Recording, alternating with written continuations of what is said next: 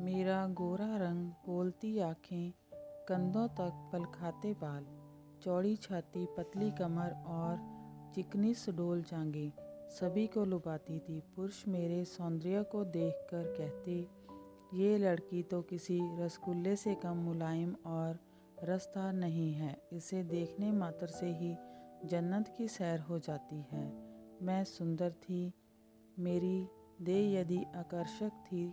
मैं पुरुषों के मुंह से ऐसे शब्द सुनते ही नारी स्वभावश खिल जाती और मुझे अपनी खूबसूरती का बरबस ही आभास होने लगता।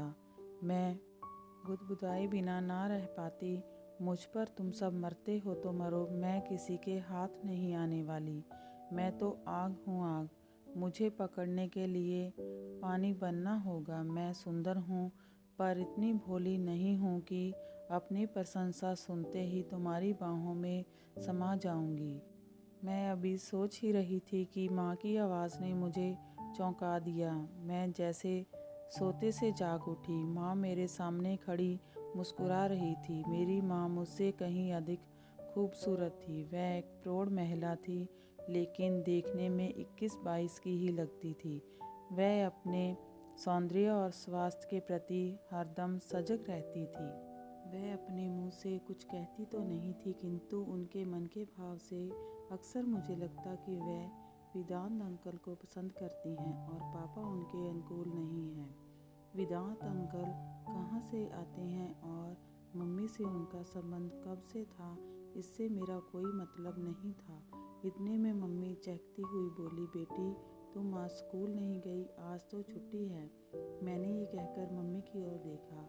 आज उसने गुलाबी साड़ी बांध रखी थी। मम्मी पर गुलाबी कपड़े बहुत ही खिलते थे। उनका रूप उनमें और अधिक दमक उठता था। मुझे जहाँ तक मालूम था, मम्मी सजती संवरती तभी थी जब वेदांत अंकल घर पर होते थे या आने वाले होते थे। वैसे तो सजना संवरना मम्मी के जीवन का एक अभिन्न हिस्सा था, लेकिन उस दिन वह विशेष रूप से साज श्रृंगार करती थी। जब वेदांत अंकल घर पर होते थे, मैं अचानक ही बोल पड़ी, तो वेदांत अंकल आज आने वाले हैं। मेरी समझ में ये नहीं आ रहा कि मम्मी पापा के लिए क्यों नहीं सजती संवरती हैं। शायद माँ के सपनों के राजकुमार पापा नहीं हैं, वेदांत अंकल ही हैं। वैसे ये कड़वा सच भी है, वेदांत अंकल पापा से अधिक सुंदर और स्मार्ट हैं। अपने आप को हमेशा ही सुंदर बनाकर रखते हैं, कपड़े ढंग से पहनते हैं। और पापा तो बिल्कुल ही ढीले ढाले व्यक्ति हैं। एक ही कपड़े को 2-2 रोज़ तक पहनते रहते हैं, शेव तक नहीं बनाते हैं। जब खुजली होने लगती है या उन्हें कोई टोक देता है, माँ को तो चुस्त और खूबसूरत पुरुष चाहिए। वेदांत अंकल चुस्त भी हैं और सुंदर भी हैं। इसी बीच माँ ने मुझे टोक दिया, ये लड़की तो हमेशा ही कुछ न कुछ सोचती ही रहती है। जा अपनी सहेली माधुरी से मिला, वह तुम्हें कल याद कर रही थी। मैं अवाक रह गई। माँ मुझ पर आज इतनी मेहरबान क्यों है? अचानक ही मुझे माधुरी के घर क्यों भेजने लगी? आखिर माजरा क्या है? एक साथ मेरे मस्तिष्क में ना जाने कितने ही सवाल उमड़ने घुमड़ने लगे, लेकिन मुझ में यह पूछने की हिम्मत ही नहीं थी कि तुम मुझे ज़बरदस्ती माधुरी के घर क्यों भेज रही हो? आखिर तुम्हारा इसमें क्या स्वार्थ है? खैर, माधुरी से मिलने के लिए तो बेताब मैं भी थी। मैं पैदल ही उसके घर चल दी। माधुरी का घर हमारे घर से पैदल कोई 10-15 मिनट का रास्ता था। मैं माधुरी के घर पहुंची तो दरवाज़ा खुला हुआ था। मैं बिना आवाज़ दिए ही अंदर चली गई। घर में उसकी माँ के सिवा कोई नहीं था। माधुरी का भाई देवगन भी नहीं आया था। मुझ पर उसकी माँ की नज़र पड़ी तो वह बोली, अंदर आजा काजोल, काफ़ी दिनों बाद आई है। माधुरी और देवगन तो अपनी नानी के घर गए हैं, कल सुबह तक आ जाने की उम्मीद है। खड़ी क्यों है, आ बैठ तो सही। मैं उसकी माँ के साथ बैठकर भला क्या बात करती।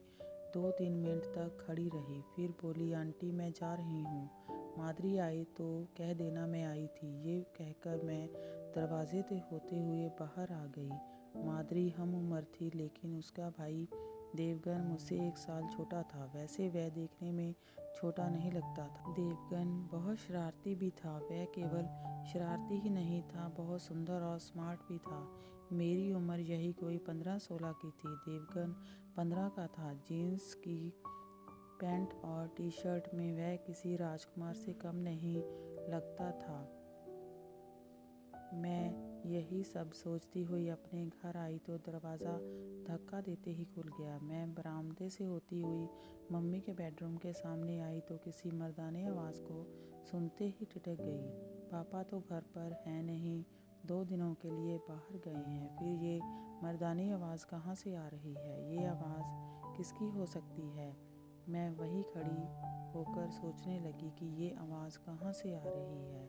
ये आवाज़ मम्मी के बेडरूम से आ रही है। मैंने सोचा शायद पापा आ गए हैं, लेकिन वह तो ऑफिस से काम से गए हैं। काम बीच में ही छोड़कर कैसे आ सकते हैं?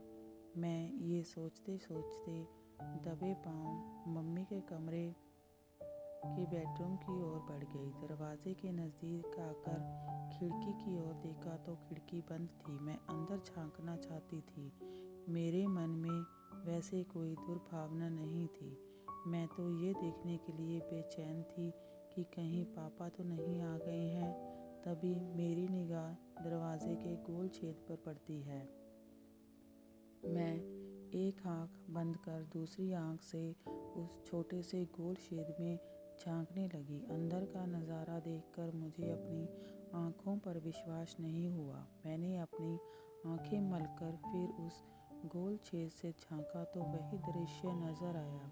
इस बार अविश्वास करने का कोई सवाल ही नहीं था। वेदांत अंकल बिल्कुल ही निर्वस्त्र थे और मम्मी चड्डी बनियान में थी। इस मुद्रा में दोनों ही बहुत खुश थे।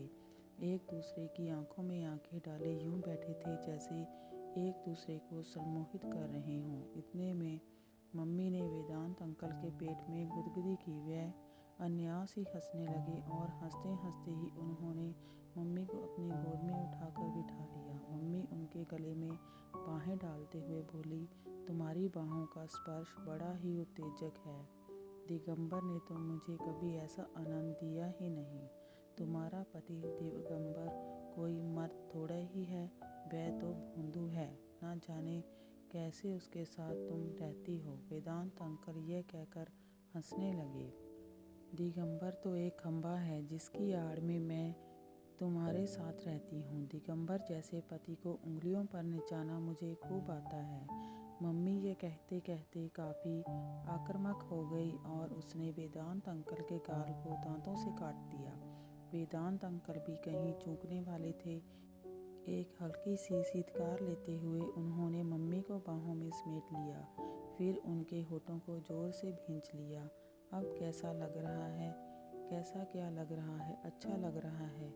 क्या तुम्हें नहीं पता, स्त्रियां दर्द से मिठास चूसती हैं। मम्मी के शब्द ये कहते कहते लड़खड़ा गए। उनकी आंखें बंद हो गई। दोनों एक दूसरे के होंठ ऐसे चूस रहे थे जैसे लॉलीपॉप या आइसक्रीम चाट रहे हों। तभी वेदांत अंकल ने मम्मी को एक हल्की सी थपकी लगाई। इस थपकी के जवाब में मम्मी ने भी उनकी पीठ पर एक हल्की सी चिकोटी काट दी। सेक्स का इतना जीवंत और उत्तेजक दृश्य मैंने पहली बार ही देखा था। मेरा रोम रोम रोमांचित हो उठा। मेरे कपड़े पसीने से नहा गए। मुझे इस खेल को देखने में आनंद भी आ रहा था और घृणा भी हो रही थी। घृणा इसलिए हो रही थी क्योंकि ये खेल मेरी मम्मी किसी दूसरे मर्द के साथ खेल रही थी। पापा के साथ वह खेल में शामिल होती तो शायद मुझे घृणा ना होती या मैं इतनी देर तक यहाँ ना खड़ी होती। इतने में ही मैंने देखा दोनों एक दूसरे से थक हार कर ऐसे दूर दूर बैठे हाँफ रहे हैं मानो दो शिकारी कुत्ते बराबर की कुश्ती लड़ते लड़ते थक गए हों और पुनः लड़ने के लिए सुस्ता रहे हों। तभी मम्मी ने हाथ का इशारा करते हुए कहा, आओ यहाँ मेरे पास। आज तो होंठ ऐसे चूस रहे हैं जैसे कोई आइसक्रीम चूसता हो। क्या तुम इस मामले में पीछे थी? वेदांत अंकल ये कहकर जाने के लिए उठ खड़े हुए।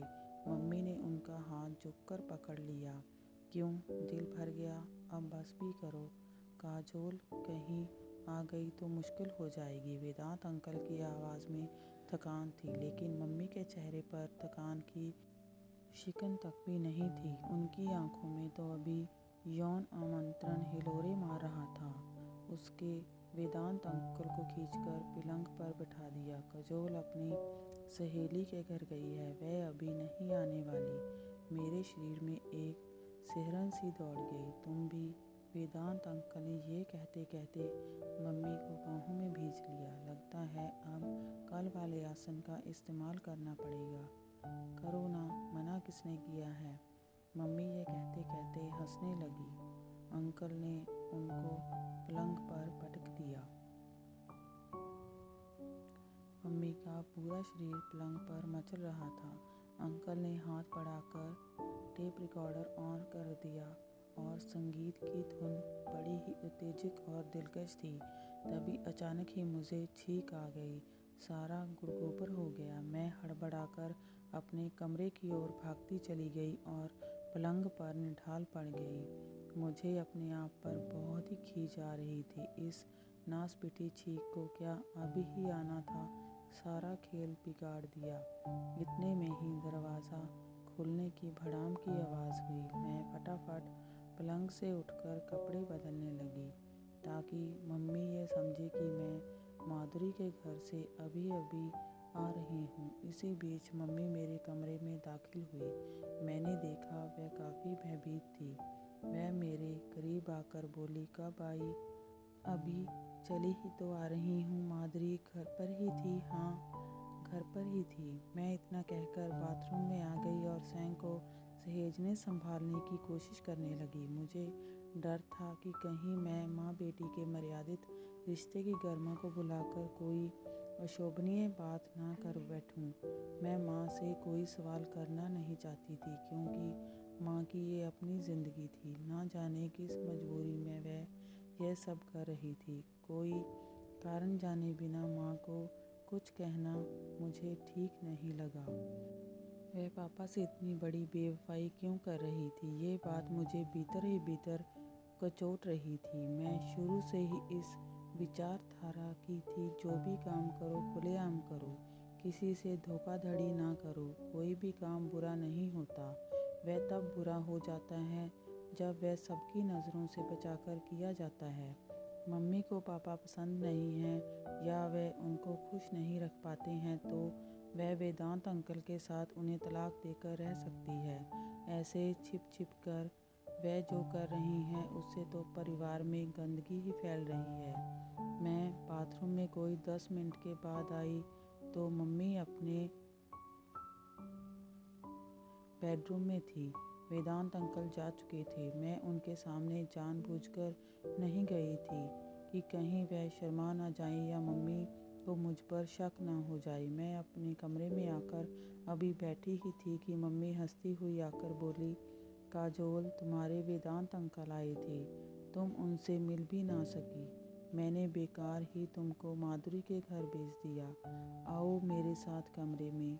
ये कहते कहते मम्मी ने मेरी बाँह पकड़ ली और मुझे खींचते हुए अपने कमरे में ले आई। मैंने देखा पलंग पर ढेरों सामान बिखरे पड़े हैं, जिसमें ज़्यादा मेरे लिए ही थे। मैं सब कुछ भूल भाल कर पलंग पर उछल कर चढ़ गई और अपने दोनों हाथों से कपड़े फैला फैलाकर अपने नाप के कपड़े देखने लगी। गुलाबी मिनी स्कर्ट, टॉप, जीन्स की टाइट पैंट और लो कट की शर्ट, आसमानी गाउन और भी ना जाने कितनी ही पोशाकें वेदांत अंकल मेरे लिए लाए थे। तभी मम्मी मुस्कुराती हुई बोली, तुम्हें कपड़े पसंद आए? देखा तुम्हारे अंकल कितने अच्छे हैं, तुम्हारा कितना ध्यान रखते हैं। ओ मम्मी, अंकल कितने स्वीट हैं। मैं ये कहती हुई मम्मी के गले से लग गई। मम्मी का चेहरा खिल उठा और मैं किन्हीं ख्यालों में खो गई। लेकिन अंकल ये सब क्यों कर रहे हैं? मम्मी को पापा से हथियाने के लिए? क्या मुझे इन कपड़ों को स्वीकार करना चाहिए? मम्मी शायद इन कपड़ों का लालच दिखाकर मुझे अपने पक्ष में करना चाहती है। वह मुझे अपनी तरफ मिलाकर रखना चाहती है। वेदांत अंकल ये अच्छी तरह जानते हैं कि माँ को हासिल करना है तो बेटी को भी खुश रखना होगा। माँ बिना बेटी के हाथ नहीं आने वाली। कुछ भी हो मम्मी जब वेदांत अंकल के साथ खुश हैं तो मुझे क्या हो सकता है। मम्मी पापा को यौन संतुष्टि नहीं दे पाते हैं। वेदांत अंकल यौन कला में माहिर हैं। उन्हें यौन जीवन को जीना आता है। माँ को नाखुश करने का या दोषी ठहराने का मेरा कोई हक नहीं है। मैं ये सोचते सोचते खिलखिलाकर हंस पड़ी। मम्मी मैं मान गई वेदांत अंकल को। कपड़ों की खरीदारी करने में वह औरतों से भी 2 कदम आगे हैं। और एक तुम्हारे पापा हैं जिन्हें कुछ भी नहीं आता। ना जाने वे कौन सी मनहूस घड़ी थी कि मैं उनके खूंटे से बंध दी गई। मम्मी ये कहते कहते काफ़ी भावुक हो गई। मैंने देखा उनकी आंखें भीग आई थी। उनके चेहरे पर पापा के प्रति वितृष्णा के भाव पसर आए थे। मैं बोली मैं तुम्हारे साथ हूँ माँ, तुम क्यों अपना मन दुखी करती हो। पापा को जैसे जीना है वैसे उन्हें जीने दो। तुम्हें जैसे जीना है वैसे जियो। मेरे ये कहते कहते उसने मुझे गले से लगा लिया। मुझे इस बात का कहाँ बोध था कि पति पत्नी के जीवन की राहें अलग अलग हो जाती हैं तो उनकी संतान त्रिशंकु सी बन जाती है तो उसका हित कोई नहीं सोचता। मैं सोच रही थी पापा बाहर जाकर क्या करते हैं ये किसी ने भी तो नहीं देखा है। हो सकता है उनका भी किसी के साथ संबंध हो। मम्मी के संबंध के बारे में मुझे इसलिए पता है क्योंकि मैं मम्मी के साथ रह रही हूँ। हो सकता है पापा मम्मी से भी 2 कदम आगे हों। मैं केवल मम्मी को ही बुरा क्यों मानूं। पापा भी तो बुरे हो सकते हैं। मैं ये सोचते सोचते ही अपने कमरे में आ गई।